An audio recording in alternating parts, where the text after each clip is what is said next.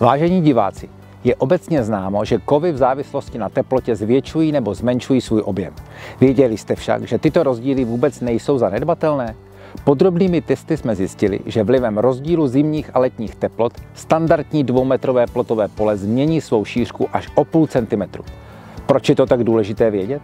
Pokud pole sevřete mezi dva sloupky, což je klasický způsob instalace, a následně pole zvětší svou velikost, začne se logicky prohýbat a tvořit nežádoucí zvlnění lamel.